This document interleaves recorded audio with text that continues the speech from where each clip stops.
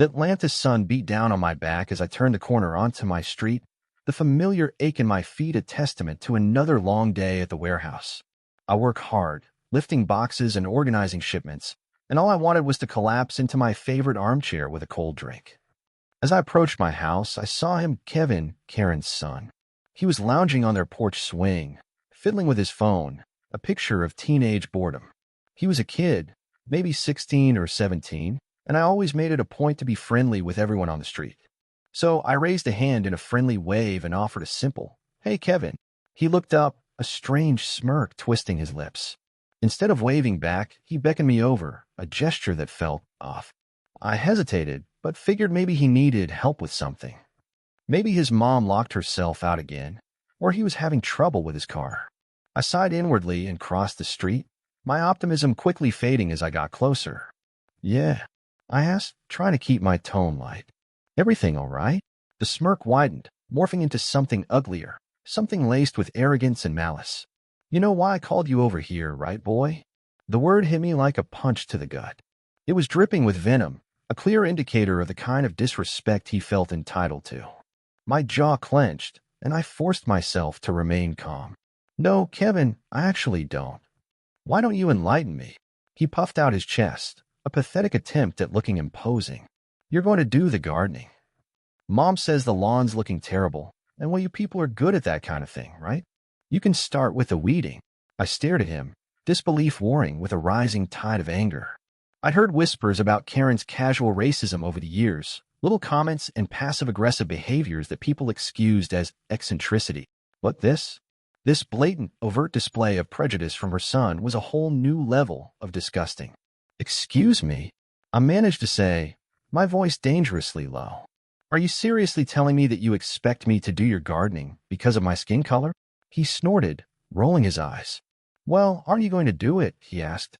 "I told my mom to hire someone to do it, and she told me to just go ask you to do it. Seems like you're the perfect fit." The sheer audacity of it left me speechless. This wasn't some misunderstanding. This was a deliberate attempt to demean and humiliate me. Before I could unleash the fury that was brewing inside, he added, "Don't make me get my mom." The casual threat to involve his mother was the final straw. I decided right then and there to confront Karen about her son's behavior, hoping that she would be mortified and reprimand him for his racism and disrespect. Still in disbelief that a young man from this day and age would turn out to be a racist. "You know what, Kevin?" I said, my voice regaining its strength. "I think I will talk to your mother. Because this is absolutely unacceptable." I turned and marched towards their front door, Kevin trailing behind me, muttering under his breath. I rang the doorbell, and Karen answered almost immediately, her eyes narrowed in suspicion. "What is it, Tim? Do you need something?" "Yes, Karen, I do," I replied, trying to keep my voice even. "Your son just told me that he expects me to do your gardening because of my race." I thought you should know what kind of hateful things he's saying. I expected shocked denial, maybe even a half-hearted apology. What I got was far worse. Karen's lips curled into a smug smile. "Oh, Kevin told you to do the gardening." "Good." "He's right, Tim. Our homeowners association dues have been going up and up and up, and honestly, we can't afford to hire a professional gardener right now. Since you're always outside anyway, it seems like a perfectly reasonable solution." I couldn't believe my ears. She was condoning it, endorsing it, participating in it. The woman actually believed that I, simply because I am black, should provide free labor for her and her entitled brat. "Karen, with all due respect," I said, my voice trembling with suppressed rage, "that is the most racist thing I have ever heard. I am not your personal gardener. My time is just as valuable as yours or Kevin's, and I will not be subjected to this kind of blatant discrimination." She crossed her arms, her expression hardening. "Don't get all high and mighty with me, Tim. You should be grateful we're even giving you the opportunity to help out. Besides," she added with a sneer, "it's not like you have anything better to do." That was it. The disrespect, the arrogance, the sheer ignorance radiating off of her was overwhelming. I had to get out of there before I said or did something I'd regret. "You know what, Karen?" I said, my voice shaking. "You and your son can rot. I wouldn't trim your hedges if my life depended on it." I turned on my heel and walked back towards my own house, my blood boiling. As I stormed back to my property, I knew just walking away wasn't enough. I could feel the injustice simmering inside of me, demanding to be addressed. But I also knew flying off the handle would only validate their prejudiced views.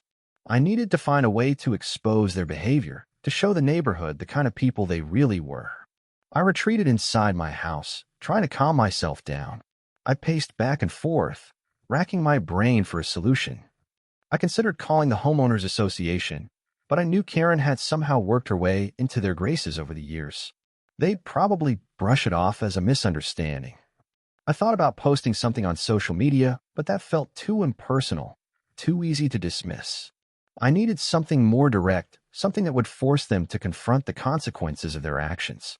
Then an idea sparked in my mind. It was a bit petty, perhaps, but it felt like the perfect way to get under their skin without stooping to their level. I grinned, a mischievous glint in my eye. I grabbed a pair of gardening gloves and headed back outside. Karen and Kevin were still on their porch, watching me with smug satisfaction. As I approached the property line, I casually adjusted the sprinkler head closest to their yard. I aimed it directly at their porch. "What are you doing, Tim?" Karen called out, her voice laced with suspicion.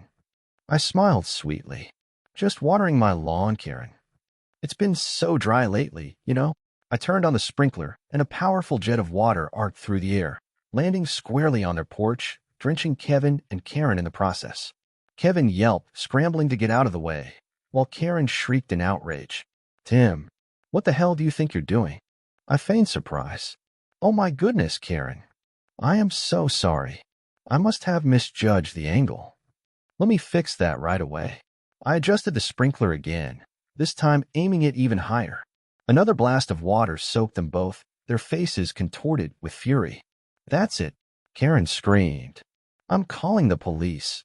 "Oh, please do," I said, my smile widening. "I'd love to explain to them how your son demanded that I do your gardening because of my race. I'm sure they'll be very interested in hearing that." Karen hesitated, her face turning an alarming shade of red. She knew that calling the police would only draw more attention to her racist behavior. She glared at me, her eyes filled with hatred. "You haven't seen the last of this, Tim," she snarled. "Just you wait." Karen, sputtering and soaked, stormed into her house, presumably to plot her next move. Kevin, equally drenched and humiliated, slunk after her, muttering about ruined clothes and embarrassment. I watched them go, a sense of satisfaction washing over me, but I knew this was far from over. Karen wasn't the type to let things go easily. As I turned to go back to my own yard, I realized I wasn't alone. Several neighbors had gathered on their porches and lawns, drawn by the commotion. They had witnessed the entire sprinkler incident, and the expressions on their faces ranged from amusement to shock to outright disapproval. Mrs. Henderson, the sweet elderly woman who lived next door to Karen, gave me a sympathetic smile and a subtle thumbs up. Mr. Rodriguez, the retired teacher across the street, shook his head in disgust. Even the normally stoic Mr. Davis, who lived on the other side of Karen, cracked a small smile. It was clear that people were starting to see Karen for who she truly was. Her carefully constructed facade of respectability was crumbling before their very eyes. I felt a surge of hope. Maybe, just maybe, this incident could be a turning point. Later that evening, as I was grilling burgers for dinner, I noticed a group of neighbors gathering in Mr. Rodriguez's front yard. They were talking in hushed tones, glancing occasionally towards Karen's house. Curiosity piqued. I walked over to join them. "What's going on?" I asked. Mr. Rodriguez turned to me, his face grim. "We're discussing Karen's behavior, Tim. What she and her son did to you today was absolutely appalling."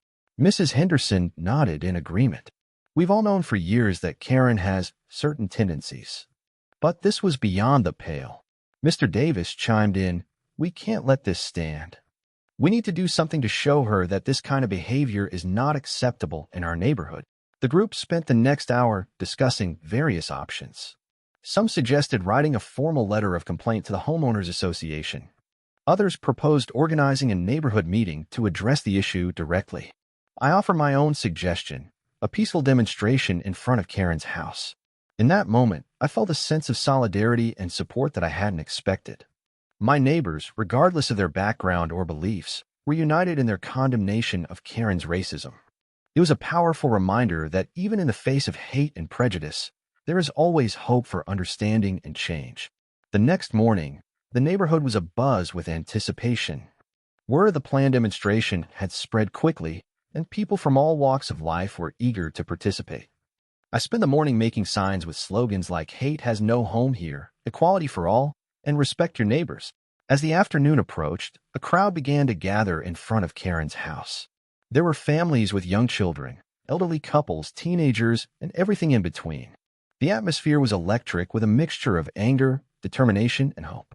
I took my place at the front of the crowd, holding my sign high. As I looked around at the faces of my neighbors, I felt a surge of pride and gratitude. They were standing up for what was right, even though it meant facing potential backlash from Karen and her supporters. After about an hour, the front door of Karen's house creaked open, and she emerged, her face contorted with rage. Kevin was right behind her, looking sullen and embarrassed. "What is the meaning of this?" Karen shrieked, her voice shrill and piercing. "Get off my property." The crowd remained silent, their signs held aloft in defiance.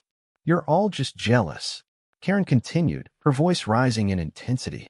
"You're jealous because I have a nice house and a good life. You're just a bunch of losers." I stepped forward, my voice calm but firm. "We're not jealous, Karen. We're here because we believe in equality and respect. We're here because we won't tolerate racism in our neighborhood." The crowd erupted in applause, their voices chanting, "No more hate. No more hate." Karen's face turned an alarming shade of purple. She stomped her foot and pointed her finger at me. "This is all your fault, Tim. You're the one who started this." "No, Karen," I replied, shaking my head. "You started this when you allowed your son to treat me with disrespect and prejudice. You started this when you condoned his hateful behavior." The crowd murmured in agreement, their eyes fixed on Karen. Realizing that she was losing control of the situation, Karen resorted to her usual tactics, insults and accusations. She started yelling at individual members of the crowd, calling them names and making personal attacks. But her words were met with laughter and scorn. People were no longer afraid of her. They had seen her true colors, and they were no longer willing to tolerate her behavior. The demonstration continued for several hours, with the crowd growing larger and louder as the evening progressed. Eventually, Karen retreated back into her house, slamming the door behind her.